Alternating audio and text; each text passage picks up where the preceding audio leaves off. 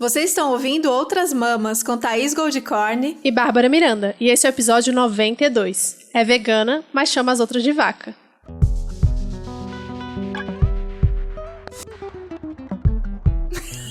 Não, gente, este nome, sinceramente, Brito, esse episódio vai necessitar de um conhecimento memístico, um conhecimento do Twitter, do que tá rolando aí essa semana, mas tudo bem, se você não tiver esse conhecimento, a gente vai explicar o que é esse episódio e o que motivou a gente a fazer.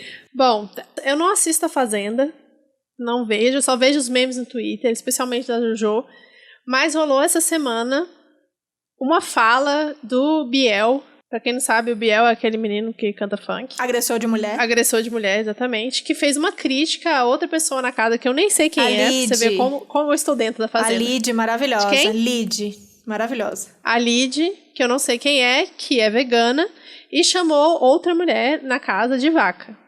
E aí o Biel fez essa crítica e falou, é muito coerente ela ser vegana e chamar as outras mulheres de vaca. E aí foi toda uma discussão com quem, Thaís? Eu não sei com quem que foi. Quem que tá junto dele no rolê? Ele falou com a outra tóxica, que é a MC Mirella. Que assim, já tô Vocês sabem que eu sou chegada no reality, né? E pra quem não sabe essa informação do meu passado que me condena, eu já trabalhei na produção da Fazenda. É um programa que, assim, eu tento não dar audiência, porque, né, Record é aquela tristeza toda, mas eu gosto muito da Fazenda.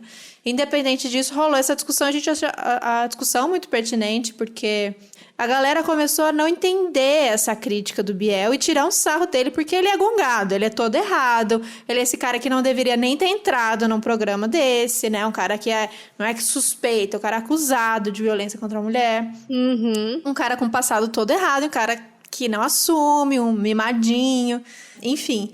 Então, tudo que ele fala, tudo que ele faz, obviamente, a galera do Twitter cai matando, com razão. Mas a galera começou a falar, nossa, que viagem, né? O que esse cara tá falando? O que tem a ver a pessoa ser vegana e xingar e chamar outra mulher de vaca, né? Qual é a incoerência disso? Não faz sentido isso. E aí, então, a gente, como, né, um podcast feminista e vegano e que fala muito dessas questões, a gente aproveitou essa deixa para falar não só disso, mas de todas aquelas incoerências, todas aquelas hipocrisias que a gente, enquanto vegana, carrega ou é acusada de carregar. Sim, e ontem foi Dia Mundial do Veganismo, dia 1º de novembro. Nós estamos gravando no dia 2, né?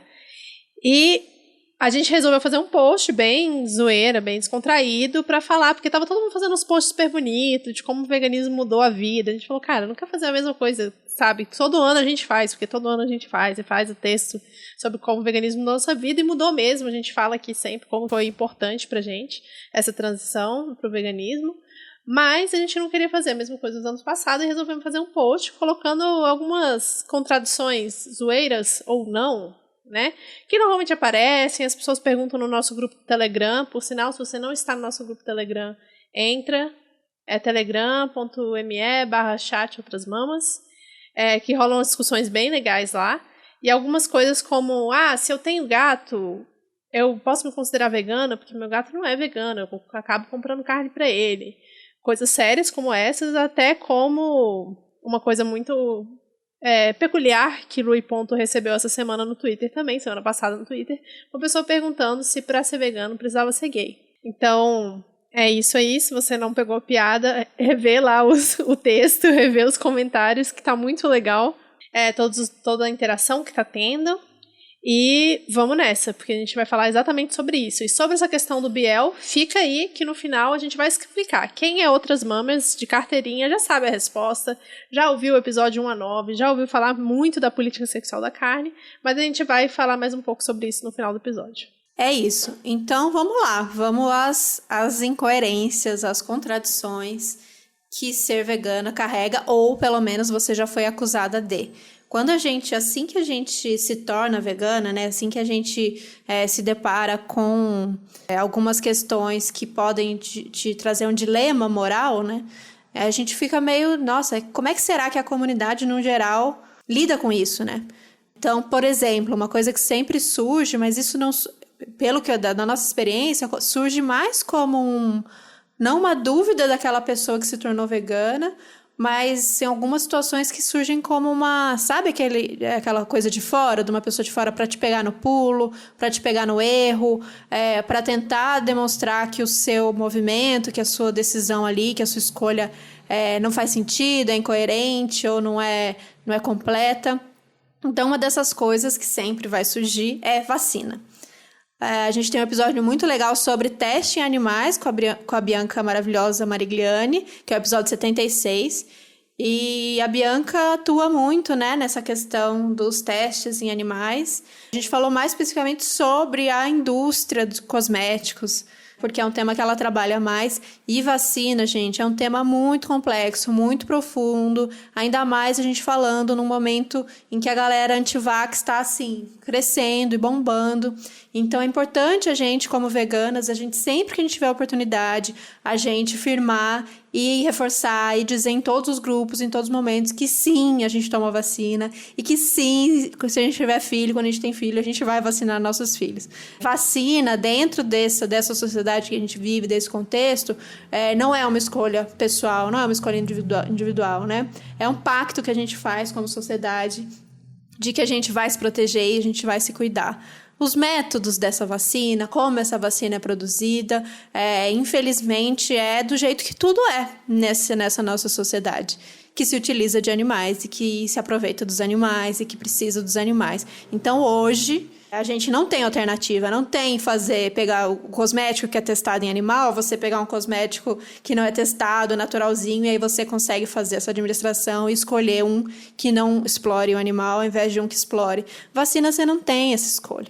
Vacina é vacina, e isso entra para alguns remédios também. Não tem que ser. Se esse é um dilema moral para você, não deveria ser. Porque essa é uma das coisas que não está em discussão, né? Isso é uma coisa que a gente precisa e a gente tem que estar aqui. Não só a gente tem que estar vivo, né? E saudável, como a gente tem esse pacto com as outras pessoas de que a gente vai se proteger. Inclusive, minha bunda tá aqui virada para a hora que chegar a vacina do Covid. Eu já chegar baixando e tomando essa vacina, que é tudo que a gente mais quer agora. Mas não vai ser no nariz, Thaís. Como é que é? A vacina do Covid não é no nariz? Como assim? Isso eu não vi. Tá rolando essa coisa aí. Eu quero na Você bunda, não viu, não? porque é Parece mais que é no nariz. macia. No nariz é duro.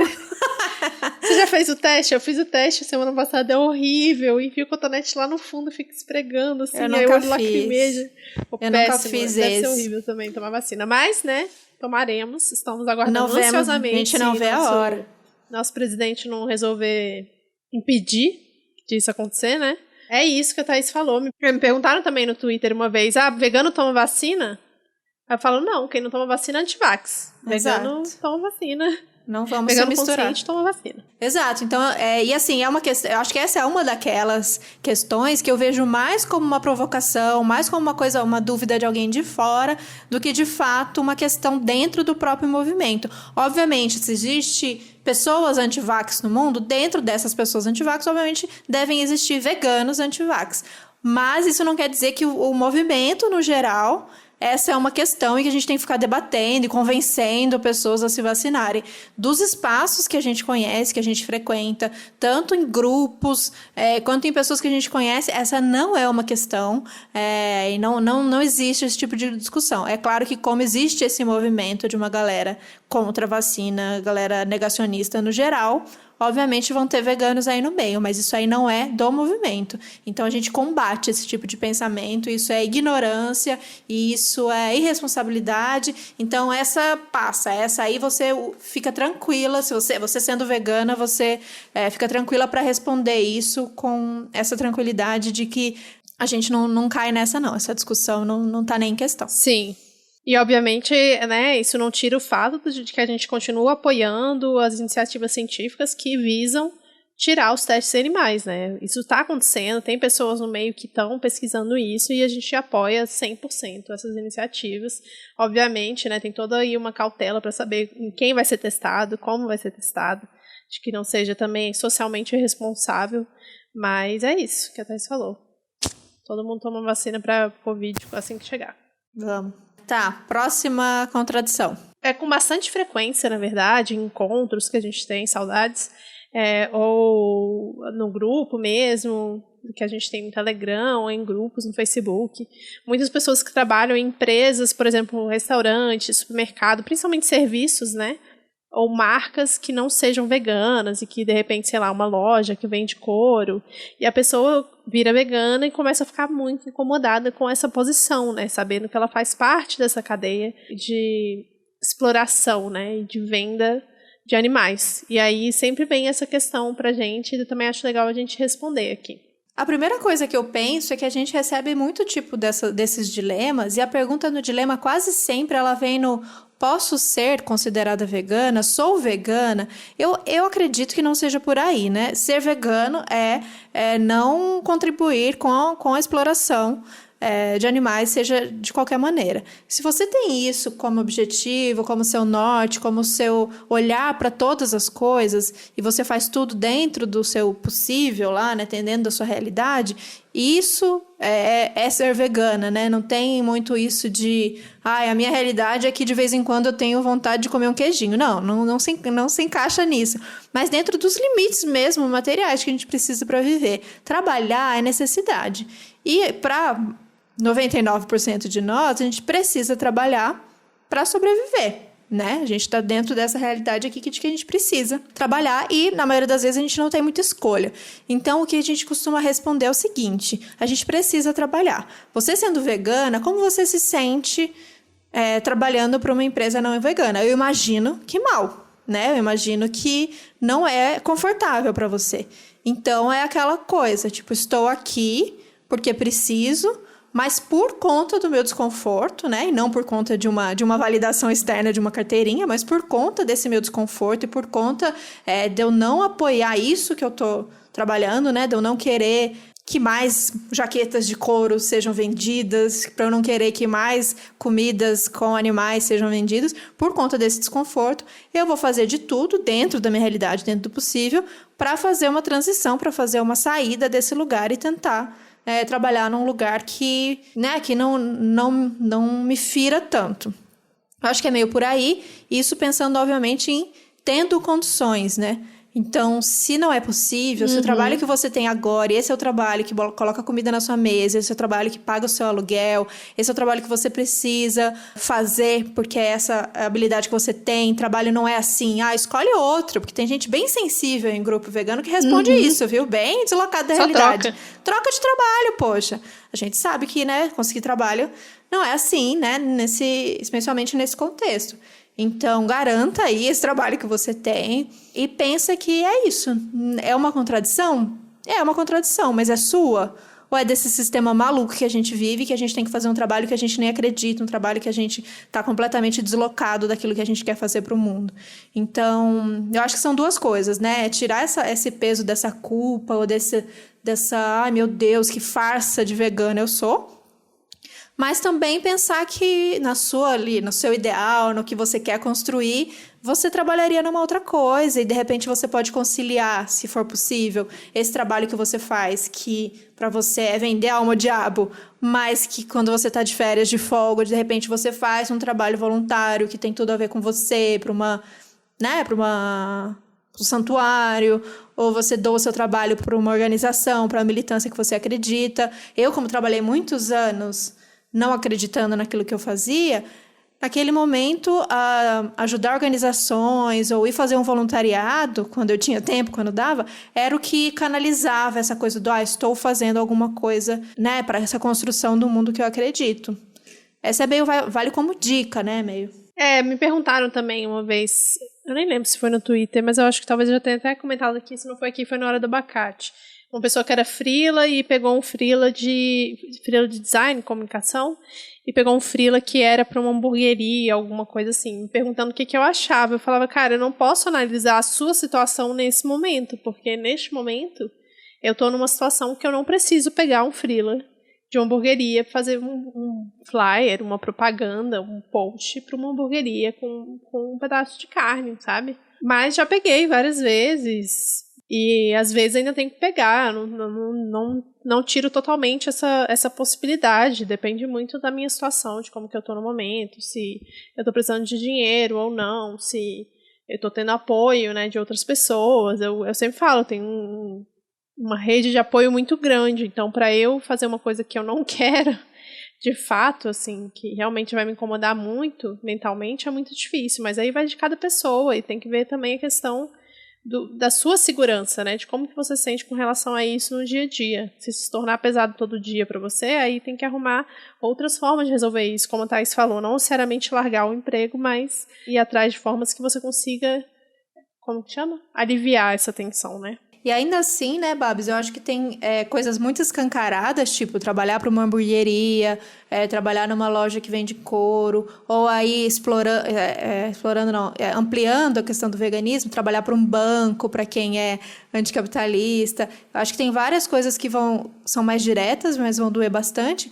Mas a gente vive nessa sociedade que ela é especista. Então, até o seu trabalho que parece inofensivo, né? De alguma maneira ele vai estar contribuindo para essa exploração. Sim.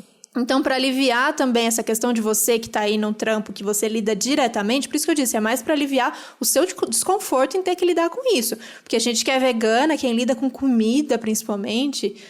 imagino que é bem difícil, e uma das coisas que pesou pra mim no SBT é porque eu fazia, acho que eu já falei isso aqui algumas vezes, mas eu lidava muito com comida, porque eu fazia comida de cena, né, aquela novela, sabe, aquelas mesas de café da manhã, comida que o ator come e tal, então obviamente tinha muita carne, tinha comida que é a comida típica, vamos dizer assim, né? Então qualquer comida, inclusive cenas de churrasco, cena de qualquer coisa. Então, eu tinha que lidar com cheiros, com aspecto, com tudo. Isso foi uma das coisas, né, gente? Não foi a única, porque eu tinha que lidar também com animais vivos, tipo animais de cena, que também já falei aqui. Então, a coisa era bem visível, era bem palpável, né? E isso começou a me incomodar bastante. Mas existem as formas indiretas, né? De você estar contribuindo e que talvez não pesem tanto no dia a dia.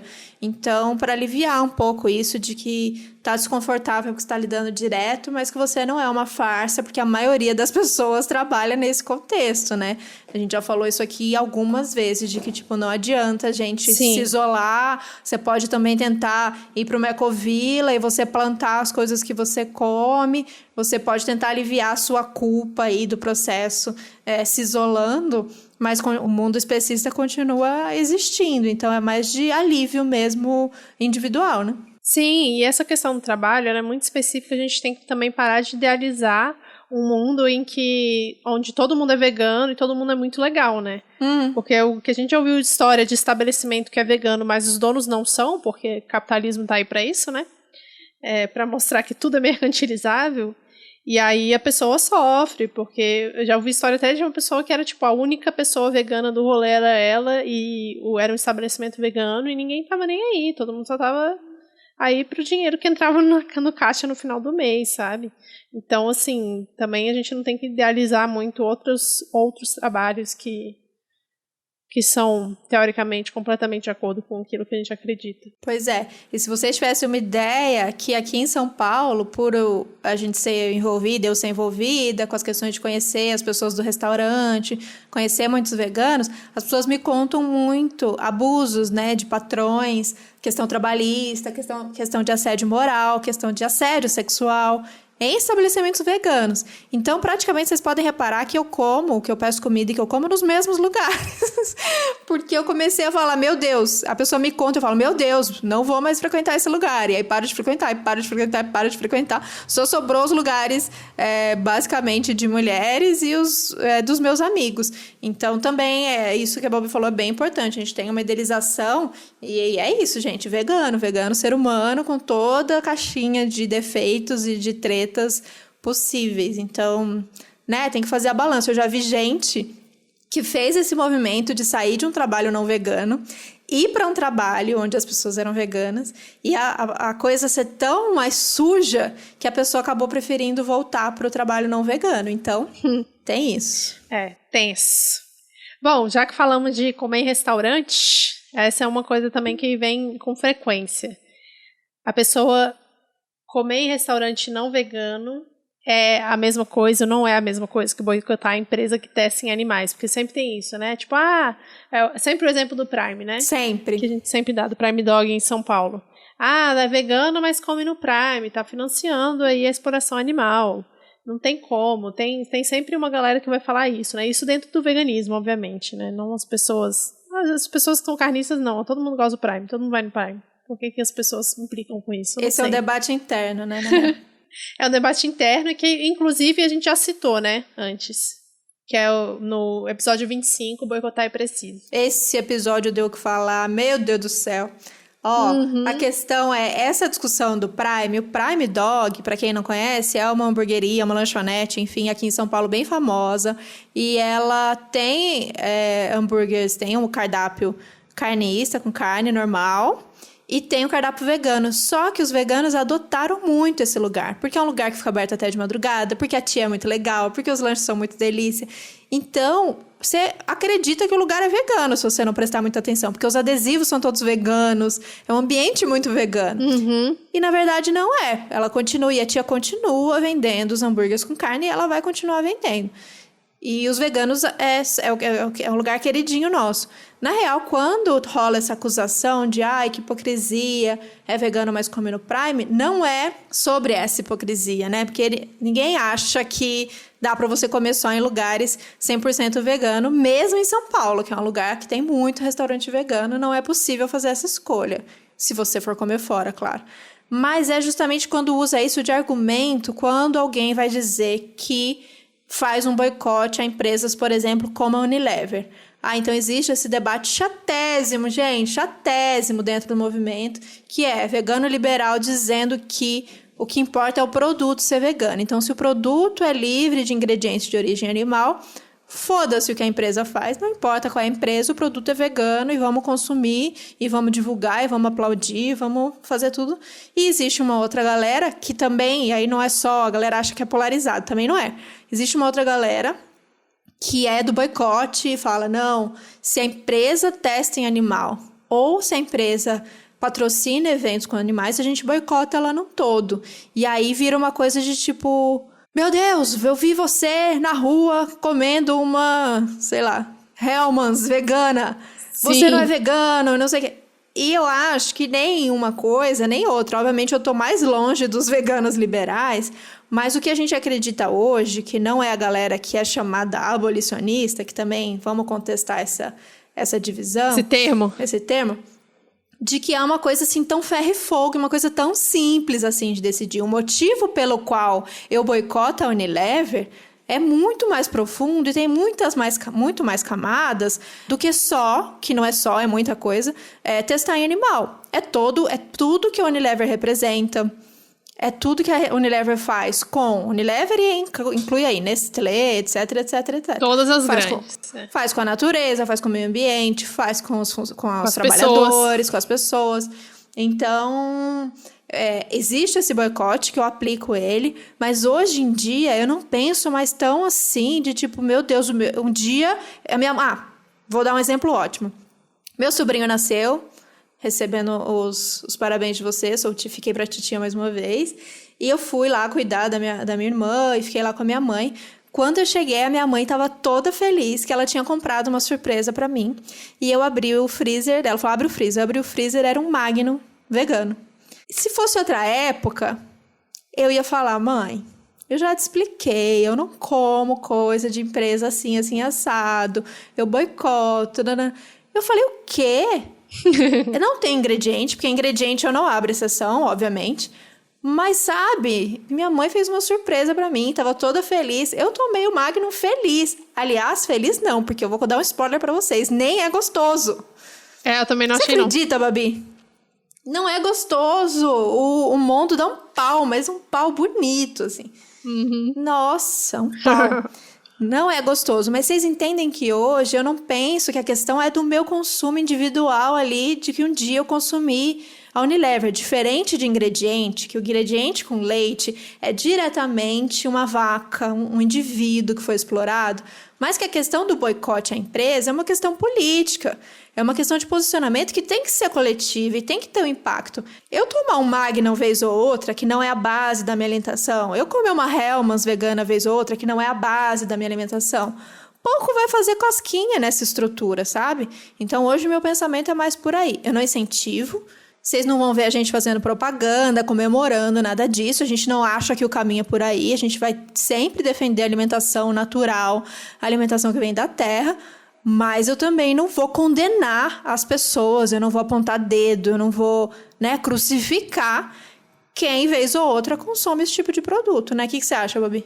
Não, eu acho total, não tem porquê. Na verdade, imagina, se a gente já tá fazendo um trabalho de educação, querendo ou não, né, muito grande aqui através do podcast, mas assim, eu não posso obrigar as pessoas a ouvirem e entender todos os meus posicionamentos logo de cara, assim, né? Eu não posso obrigar todo mundo a não só fazer comida vegana pra mim, como comprar tudo de pequeno produtor, sem agrotóxico, né?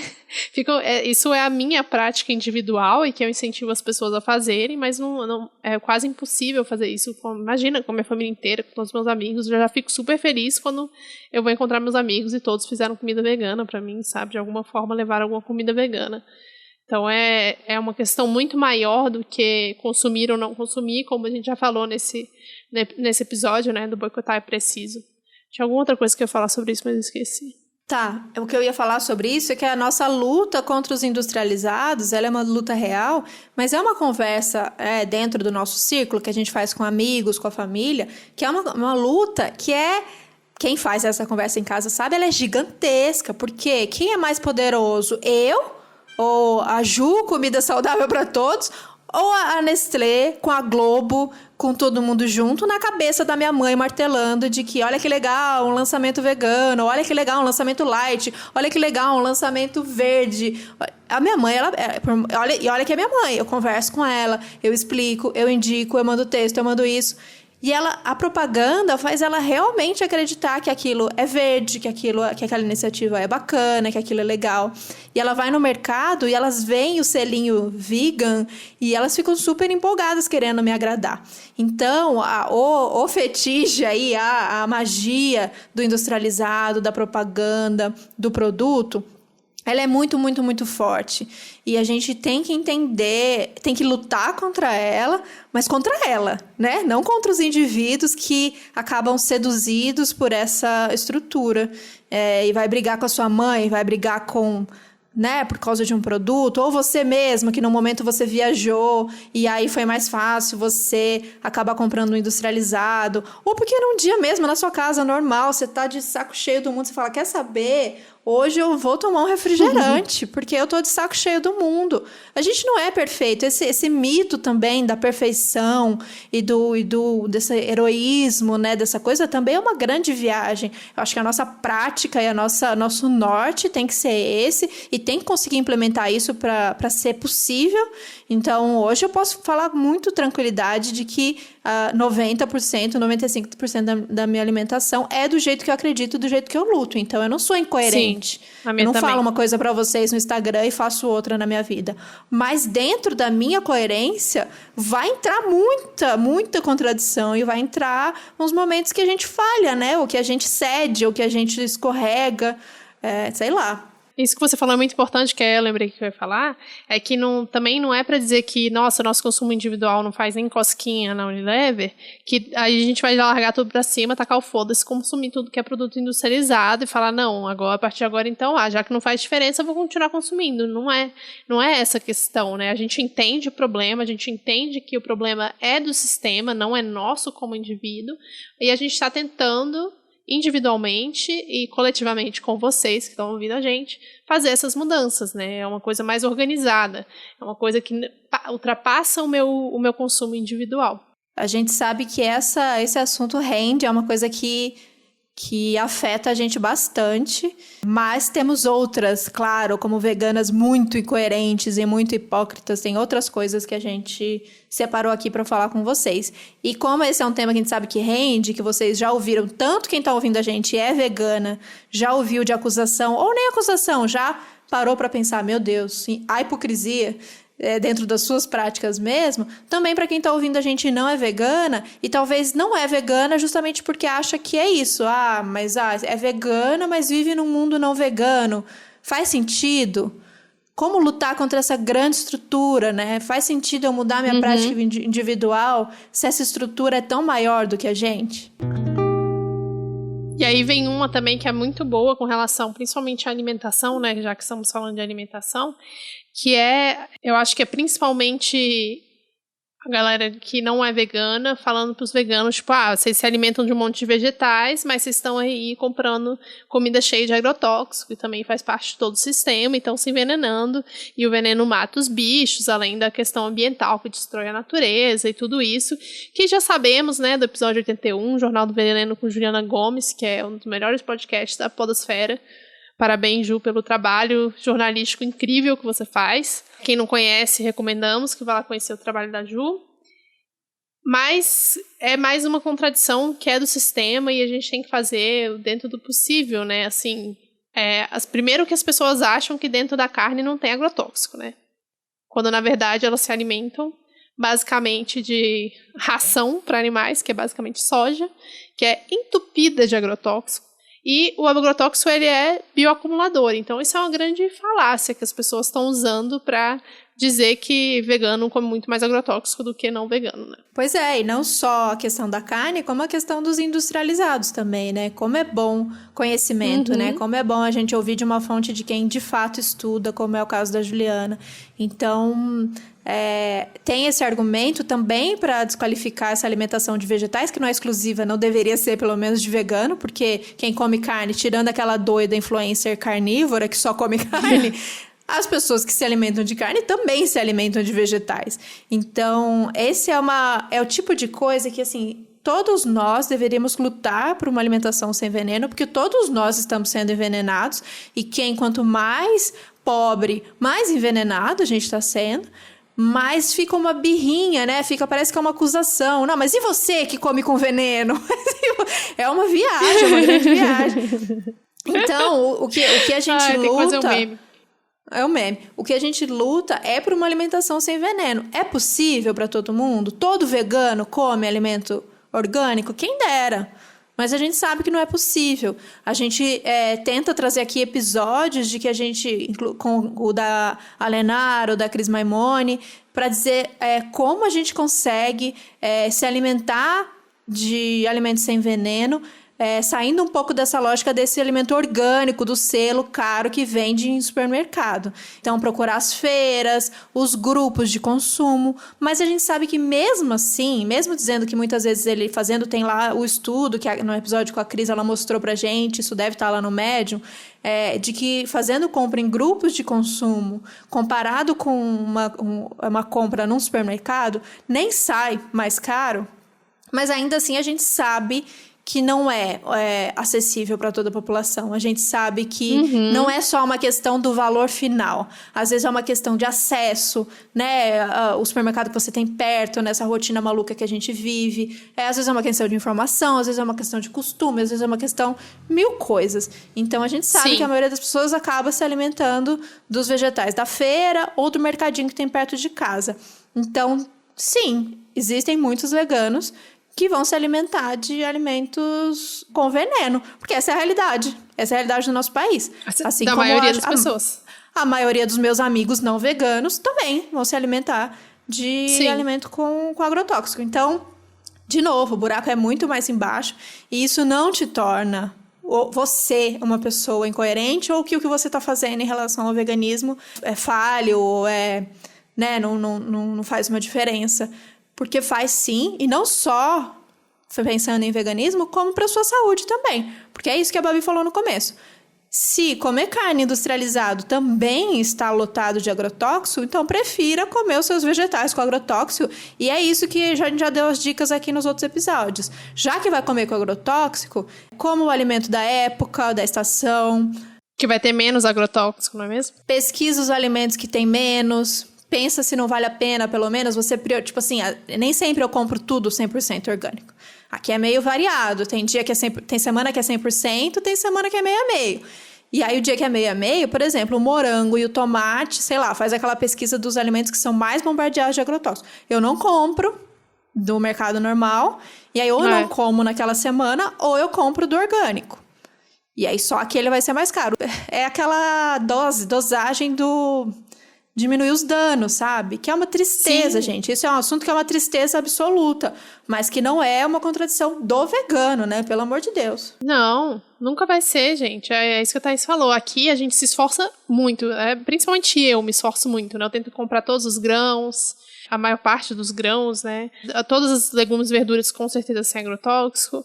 As frutas só que de vez em quando não dá, mas é isso. Eu tento pegar sempre da estação, o que tá tendo mais na feira. Mas você vê exemplos, por exemplo, como a Sapa Vegana. Cara, o trabalho que ela faz no Twitter e no Instagram é incrível. E a Sapa só pode fazer esse trabalho que ela faz porque ela compra na hora da xepa da feira. Ela não vai comprar alimento sem agrotóxico porque ela não tem condições. Ela não tem condições, não é nem a condição só a condição financeira, mas é isso que a Thaís falou, de acessibilidade, de disponibilidade, de tempo, né? Tipo, nem todo mundo vai poder, e tá tudo bem, porque essa é a realidade da maior parte das pessoas do país. Quem aí que tem, tipo, nossa, a família inteira que come sem agrotóxico? Ninguém, Imagina. sabe? Ninguém, não tem como. Então isso não é uma contradição nossa. Quem depende de comer também em restaurante, né? Imagina, no restaurante você vai comer não vai comer com alimento sem veneno. Então, essa é uma coisa, essa é uma da que é isso, o buraco é mais embaixo, é uma coisa que a gente está na nossa luta e tem que estar vinculado à luta. A luta contra os agrotóxicos tem que estar vinculada ao veganismo. Não, essa sim seria uma grande hipocrisia, essas coisas não estarem vinculadas. Mas é a questão da luta, é a questão do que a gente vai brigar, é a questão do que a gente vai se informar, do que a gente vai causar, como a gente vai votar. Pensando, né, lá pra frente, pensando o que a gente quer para esse mundo. Mas o seu consumo, a gente vai ali tentando equilibrar os pratinhos e tentando fazer o que for melhor que a gente consiga fazer, o melhor para o nosso corpo. Porque ninguém quer se envenenar, né? Você tendo consciência disso, você sabendo disso, você não vai falar, não, me vê um cheio de agrotóxico, hoje eu tô afim de um veneno. Não. Óbvio que você quer comer do melhor, não só pensando na questão do que mata bicho no processo e na questão de que destrói a natureza, mas também pensando na sua saúde. Ninguém é doido. Mas a gente sabe que nem sempre é possível. Então é isso, a gente vai tentando fazer daqui, come seus leguminhos aqui, deixa de molho, faz o seu jeitinho, enquanto por outro lado você tá lá gritando, você tá lá pautando essa luta pra gente conseguir mudar alguma coisa. Sim, com certeza. E aí não votando no Bolsonaro. E não votando no Bolsonaro e todo mundo talhado a ele, né? Porque aí complica. Bom, aí a gente chegou nessa questão de família, né? Que é tipo, tá, não tem como muitas pessoas que estão ouvindo a gente, que ouvem a gente, que falam com a gente, dependem da família e estão em contato com outras pessoas que não são veganas dentro da própria casa. Ou, por exemplo, a gente já ouviu o caso também de uma pessoa que os pais trabalham na indústria da carne, né? E isso é muito delicado, porque a pessoa tá lá resistindo sozinha, né? Meio que isolada, assim. O único apoio que ela tem é na internet, nas nossas comunidades. Ver os pais fazendo coisas que... Ou outras pessoas também, né? Amigos que são contra aquilo que a gente acredita é muito doloroso. E se for todo dia, então, eu imagino que seja muito difícil, que não é o meu caso, né? Eu acho uma coisa bem... forte esses relatos que a gente recebe de uma galera muito jovem, 14, 15, 16 anos, que mora com os pais, que depende dos pais e que já é vegana, né? E já quebrou com um monte de coisa que é antiga da família, que a família vem carregando como tradição, tanto em trabalho, quantas e quantas pessoas escrevem pra gente que a família é dona de churrascaria, ou de frigorífico, de açougue, ou que mora mais pra roça e cria animais. Gente, vocês não têm noção da quantidade de mensagem que a gente recebe nesse sentido. E eu fico, ao mesmo tempo, muito triste por aquela pessoa, mas ao mesmo tempo muito esperançosa, pensando que naquele serzinho ali, aquele ciclo vai se quebrar, né? Mas olhando de uma maneira muito massa, de obviamente não vilanizar também essa família, né? Muitas vezes essas mensagens chegam de um jeito muito bonito, falando, eu entendo que esse é o sustento do meu pai e da minha mãe, eu entendo que eles foram criados nesse contexto de que esse era o trabalho que tinha para fazer, e eles não veem isso como algo ruim ou errado, e a gente tenta ter esse diálogo. Na maioria das vezes, as mensagens são nesse sentido, de que a pessoa entende aquela família, né? E não vilaniza essa família, obviamente, né, gente? Porque a gente aqui tem essa postura de que é isso, somos todos trabalhadores, trabalhadoras, e se animal, como a gente falou aqui, fala sempre animal, ele é mercadoria, né? O animal, ele é visto dessa maneira como um produto, é muito, muito difícil a gente né, tirar essa venda e bater esse pé e não enxergar e lutar para que essa não seja mais a realidade. Então, eu acho muito lindo ver essas pessoas muito jovens já enxergando isso e, ao mesmo tempo, não vilanizando os pais. Mas tem uma crise, né? Essa é uma crise moral, né? É uma crise de identidade, né? Aliás, nessa idade já é normal você ter uma crise de identidade constantemente, todos os dias. Ainda vem com veganismo. Eu já falo isso sempre, né? Imagina eu vegana eu com admiro 14 demais, anos. porque os meus dilemas de 14 anos era que eu queria alisar meu cabelo, que eu queria estar mais magra, que eu queria beijar um mocinho na festa e o mocinho não queria me beijar. Era esse tipo de dilema que eu tinha. Eu admiro demais, porque eu imagino que seres humanos já são, né, Dor? Que adultos vão vir aí, né? Mas o que a gente fala, o que dói geralmente nessas pessoas, além de viver nessa situação e conviver com isso, muitas vezes é a questão financeira, né? Porque a pessoa se sente uma hipócrita porque ela fala, toda a comidinha vegana que eu compro, todo o meu desodorante vegano, meu cosmético vegano, vem do dinheiro dos meus pais que veio através da exploração animal. Como eu posso ser coerente, né? Como eu posso ser considerada vegana se tudo que eu compro vem a partir desse dinheiro? E acho que aí é uma resposta que a gente dá muito parecida com a questão de trabalhar em empresa não vegana, né? Porque isso é uma estrutura, isso é uma coisa que o fato de você já ser, né, bater ali no rótulo de veganismo, o fato das suas práticas, do que você acredita, isso já é a maior transformação que vai ter nessa lógica aí dessa sequência familiar, o tipo de olhar que essa família vai ter sobre você, o tipo de questionamento que você vai criar nessa relação, muitas vezes. Imagino que cercado de brigas e de coisas, né, esquisitas que vão rolar, de pressão, mas, de qualquer maneira, rolou já meu Deus, que essa pessoa que saiu de mim tá aqui questionando as nossas práticas, questionando a nossa alimentação, que maluquice é essa? Então, acho que pensar na potência disso já deve deixar vocês bem orgulhosos do que vocês estão fazendo, né? Eu fico pensando sempre na história do Gabriel, da Rimsa, né? Olha eu fazendo propaganda sem ser paga. Mas é porque eu acho muito legal. Ele é uma pessoa que veio... Merece. Ele é filho de uma família que tem uma fábrica de sapato, que faz sapato de couro. E quando ele virou vegano, óbvio, né? Com toda a estrutura, com todo o apoio, ele conseguiu montar a fábrica de sapatos dele vegana. E isso é muito legal, porque ele realmente conseguiu quebrar um pouco, né? É isso, ele é uma pessoa que teve esse privilégio de ter a família muito bem apoiando e conseguiu crescer dentro disso, né? Mas a situação que a gente tá falando são pessoas que, adolescentes que não tem nem como sair de casa, né? Ou nem querem sair de casa e nem faz sentido sair de casa. Mas é isso que a Thaís falou, você só de existir, você já tá quebrando essa lógica e isso é muito legal. Você deu esse exemplo da Rinse, então eu vou dar um exemplo que eu amo também, que é essas histórias, acho que podem motivar aí uma galera que tá ouvindo. Aqui em São Paulo tem o Monte Zion, não sei quem conhece, é um restaurante vegano muito, muito massa. Quando eu comecei a frequentar o Monte Zion, ele era num outro local, menorzinho, e ele era uma lanchonete, como essas que tem aqui muito em São Paulo, pra quem conhece, que é típica, o balcãozinho de salgado, bem pequenininho, e ele vendia lanche salgado não vegano. E era o pai era o dono, e ele trabalhava lá com o pai, e aí ele é vegano, o Greg, querido, amado, e ele começou a colocar, né, ali com o pai, colocar umas opções veganas. Então, quando eu comecei a frequentar lá, eu nem era vegana, mas eu pedia, né, às vezes para experimentar aquela coisa de carnista curioso, eu era. Então, eu pegava um salgado vegano, um lanche vegano, mas era assim, meio a meio as opções, ou talvez até, posso estar falando besteira, talvez até menos veganas do que não veganas. Com o tempo, é isso, gente, vegano, se tem um bicho que é fiel ao lugar, e ele vai, ele ama, e ele leva mais gente, ele divulga no Instagram, é vegano. E aí começou a vir muita gente vegana, né, querendo os lanches, querendo a feijoada, que é a melhor feijoada de São Paulo. E aí aquilo começou a crescer, e hoje em dia já tem, sei lá, talvez tem uns 3 anos que o Monte Zion é 100% vegano. E o pai dele trabalha com ele ainda, eles trabalham juntos, né? E o Monte Zion é uma referência vegana aqui em São Paulo. Isso é muito massa, né? O filho conseguiu fazer essa transformação no empreendimento do pai. E assim, o negócio só prosperou. Saiu da portinha, hoje é um espação maior e é muito massa. Eu amo essa história. É bem legal mesmo. Eu acredito que eu nunca comi, né? Uma vergonha. Esse eu não me conformo. Não, quando você vier, vai a gente rolar, vai rolar. E uma clássica que todo mundo fala sempre é principalmente com relação a pets, a animais. A gente já falou um pouquinho disso no... Qual é o número do episódio? 89, eu acho, que é a história de adoção dos nossos bichos.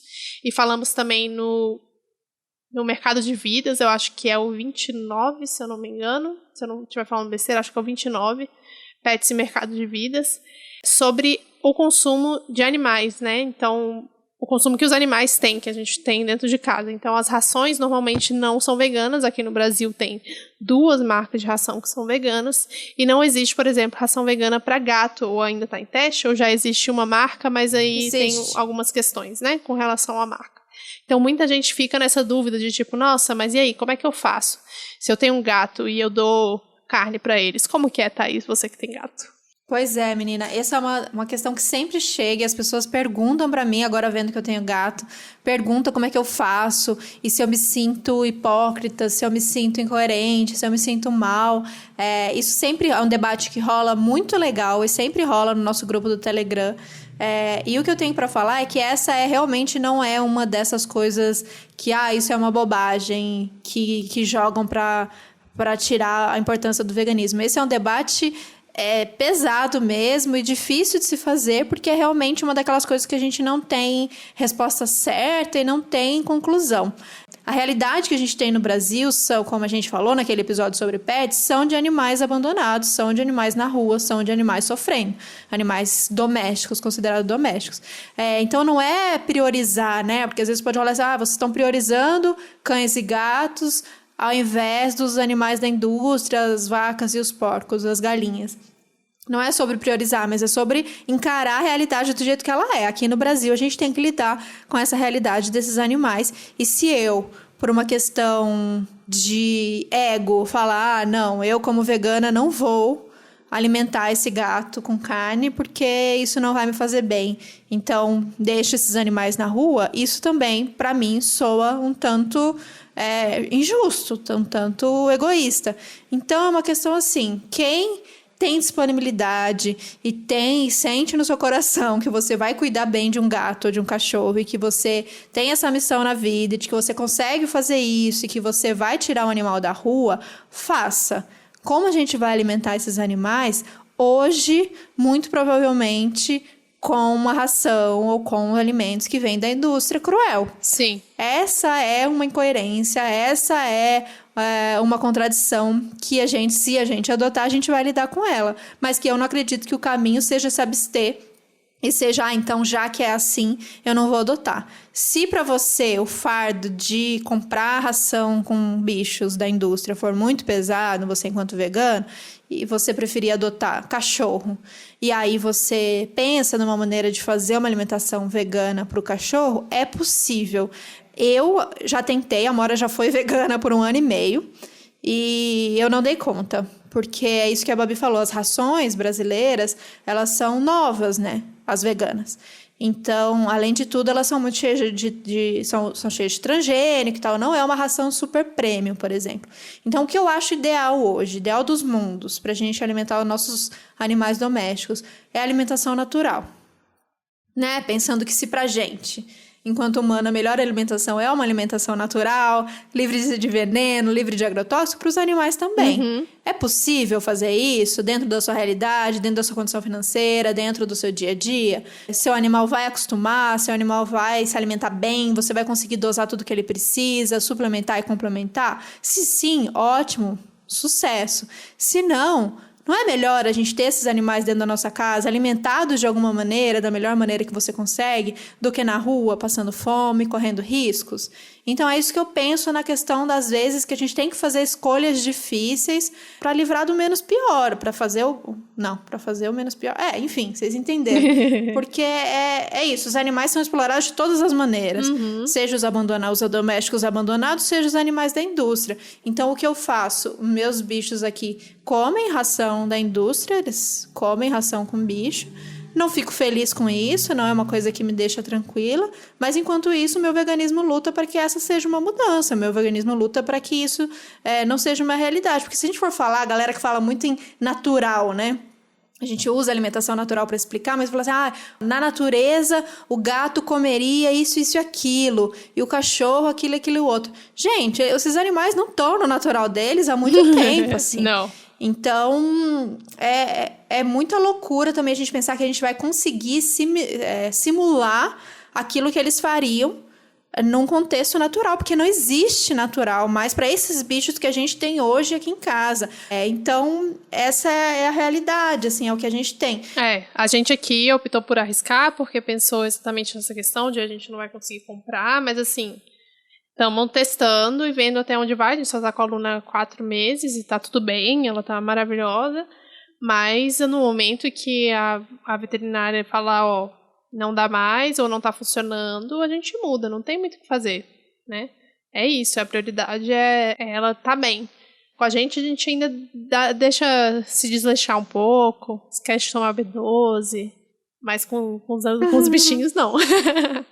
Não tem pra onde fugir mesmo, e é isso aí. Exato, eles dependem 100% da gente, 100%. A partir do momento que você decide por uma adoção, é 100% você, assim. Então, eu acho que tem que ter esse olhar atento das duas coisas. O quanto você consegue fazer por aquele animal e se você for optar por uma ração vegana ou por uma alimentação natural vegana, que seja muito bem acompanhado por um profissional, por um veterinário. Eu queria que vocês ouvissem, existem o grupo lá das veterinárias veganas, que elas fizeram uma live com uma veterinária que estuda muito alimentação de animais domésticos, e ela não é vegana, essa veterinária, mas foi uma live tão boa, e isso virou um podcast. Eu tô falando aqui, isso nem tava no roteiro, porque eu me lembrei. Então, o que eu vou prometer pra vocês é que eu vou colocar no Medium, e vocês acompanhem lá, porque vale a pena, porque ali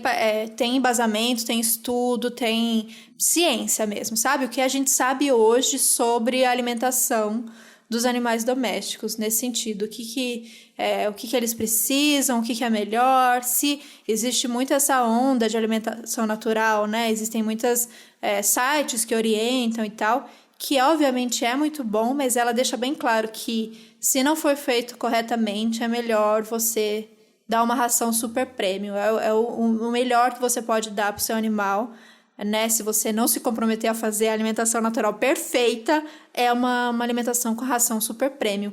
Isso, gente, numa realidade também de que é possível, que você tem 1, 2, 3 animais. A gente sabe que para a realidade de uma galera que tem muitos animais, é a ração que tem. Não vai ser uma ração super premium, vai ser uma ração premium ou vai ser a ração que der. Então, acho que tem que dosar essas realidades também, né? O que falta muitas vezes nas nossas análises e nos nossos julgamentos é materialidade. É entender cada caso, é entender a realidade daquilo, entender que se os animais vão estar na rua ou eles vão estar num abrigo, se eles vão estar na rua ou eles vão estar com uma protetora que tem 30 gatos. Eu acho que é importante a gente, antes da gente apontar e dizer o que deve e o que não deve, é entender também a realidade de cada situação e de cada animal desse.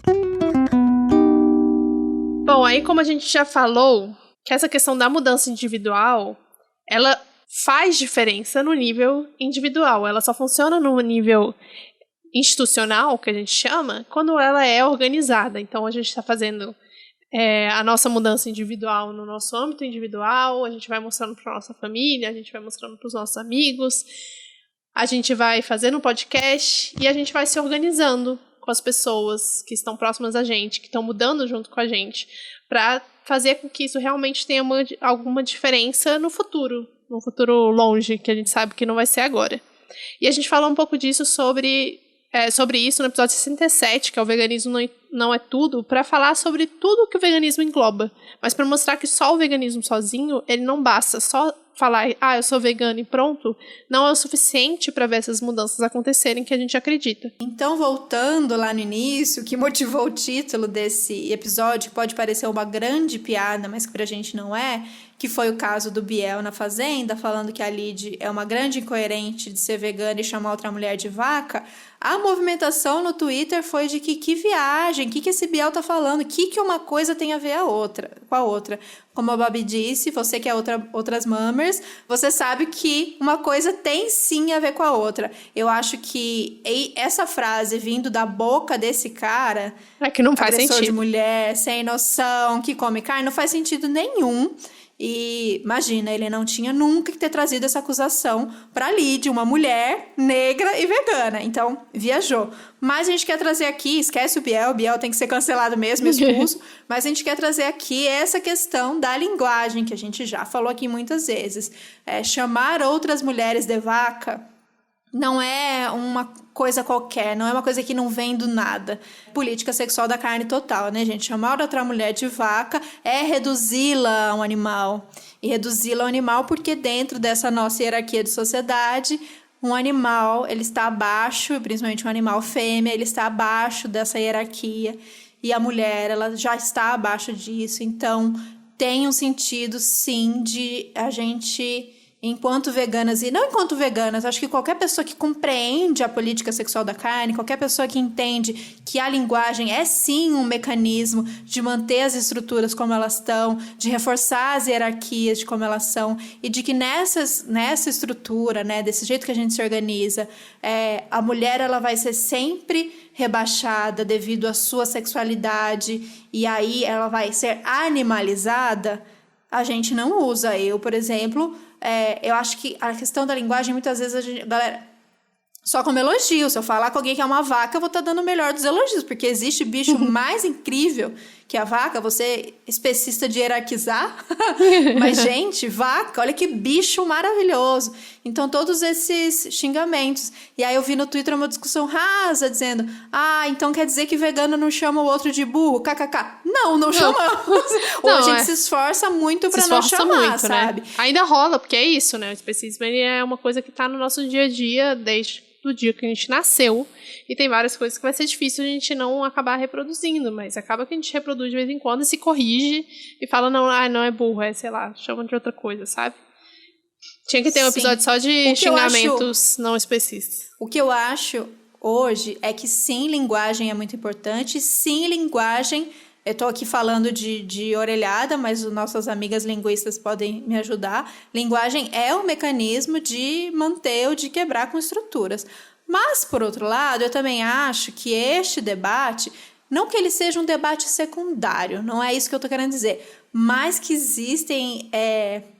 As nossas lutas hoje em relação ao veganismo, elas são muito maiores, né? E existem muitas coisas para a gente focar. Então, não acho que essa é uma coisa secundária, mas eu acho que se a gente pensando no macro, nas lutas que a gente tem enfrentado, essa talvez é uma coisa que a gente cuide entre a gente, sabe? A gente fala entre a gente que linguagem é uma coisa para a gente cuidar, para a gente prestar atenção, mas nesse ambiente aí que chegou a popularizar essa discussão por conta da Fazenda e Twitter e tal, eu acho que sabe, não vale a gente também colocar talvez toda a nossa energia nisso.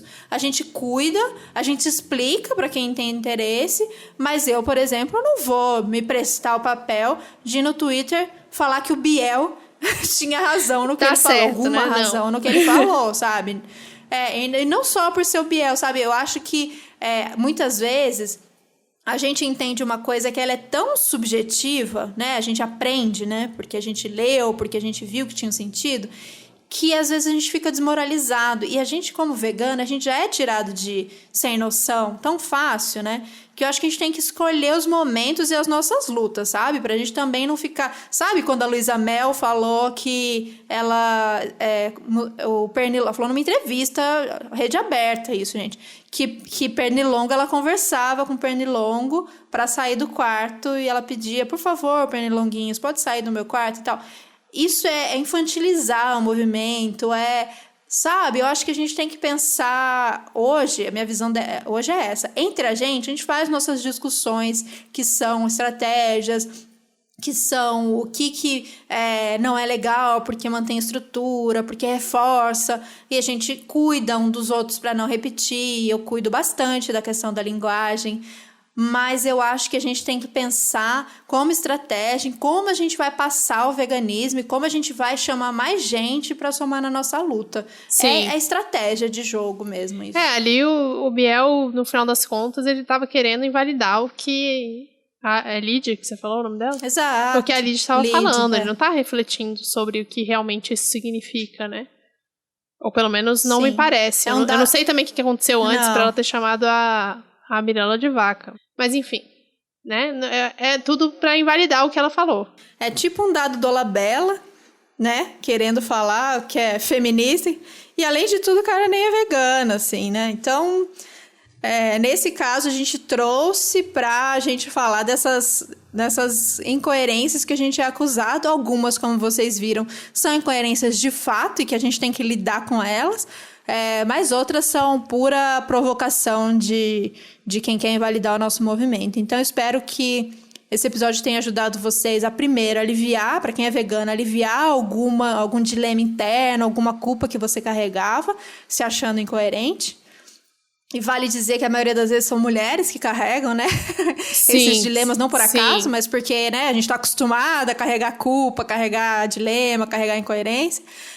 Mas também, para quem está ouvindo a gente fica muito feliz de saber que tem muitas pessoas ovo-lacto ou que não são veganas, mas simpatizam, ouvem a gente, para vocês entenderem que existe um movimento que tem ciência, que sabe que existem essas incoerências, e a gente não acredita que a gente é herói de coisa nenhuma, de que a gente é perfeito, e de que a partir do momento que eu me torno vegana, eu tenho uma prática de que eu estou livre desse sistema capitalista, especista, e tudo na minha vida é de acordo com isso, tudo que eu consumo, tudo que eu faço, tudo que eu falo é 100% coerente com o que eu acredito, porque a gente sabe que é impossível, né, gente? Essas são as contradições que não só o veganismo vai ter, como ser anticapitalista, ser de esquerda vai ter, como ser feminista vai ter, com qualquer movimento que queira quebrar a norma, que vá contra a norma. A gente vai estar sempre lutando para tentar sair dela, sabendo que ela é uma grande piscina que a gente está aí em volta e tentando sair.